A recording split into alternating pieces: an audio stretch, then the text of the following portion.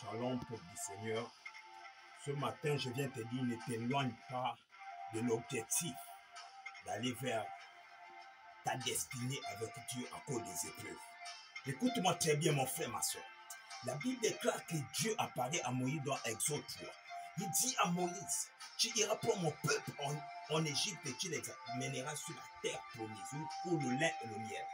Mais Dieu n'a pas dit à Moïse que tu dois passer par des batailles. Dans le désert, tu dois affronter les peuples. La Bible déclare qu'il y a certains peuples qui ont battu le peuple du Seigneur, qui ont gagné le peuple du Seigneur dans des batailles. Mais le peuple du Seigneur n'était pas détourné de l'objectif. L'objectif, c'était d'aller à Canaan. L'objectif, c'était de rentrer dans la terre promise. Peu importe ce qu'ils ont pu traverser dans le désert, ils étaient concentrés à l'objectif. C'est comme toi, mon frère, ma soeur. Je viens te dire ce soir, mon frère, ma soeur, peu importe ce que tu es en train de traverser dans la marche avec le Seigneur, les échecs, peu importe, même que ce soit un échec, même que ce soit une humiliation, même que ce soit même si que ce soit que les hommes te rejettent, je viens te dire, ne te détourne pas de ton objectif avec Dieu. Ne te détourne pas de l'objectif avec Dieu. Reste concentré, reste consacré. Reste concentré et reste consacré. Si tu marches avec le Seigneur Jésus-Christ, je viens te dire, mon frère, peu importe ce que tu vis, tu ne vas pas échouer. Peu importe ce que tu traverses, tu ne vas pas échouer. Sois concentré sur l'objectif. Peu importe ce que tu vis. Tu peux vivre aujourd'hui l'échec. Tu peux vivre aujourd'hui le célibat. Tu peux vivre aujourd'hui le manque d'enfantement. Mais je viens te dire, ne te détourne pas de l'objectif. Ne te détourne pas de l'objectif.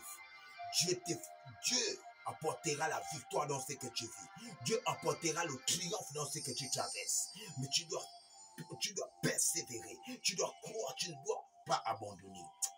Je prie pour toi aujourd'hui. Je déclare au nom de Jésus-Christ de Nazareth, tu resteras dans l'objectif. Tu resteras dans l'objectif. Tu resteras dans l'objectif. Tu resteras figé à la réussite. Et non à tout ce que tu traverses. Et non à tout ce que tu vis. Oh, mon frère, ma soeur, ne laisse pas ce que tu es en train de vivre aujourd'hui te détourner de la gloire qui arrive. Ne laisse pas, le peuple d'Israël n'a pas laissé les humiliations dans le désert. Les destructions dans le désert. Le peuple d'Israël n'a pas abandonné. Ils s'étaient concentrés à aller. Oh, la marche vers la réussite avec Christ est bourrée des épreuves, bourrée des humiliations, des règles, de toutes choses. Mais reste figé.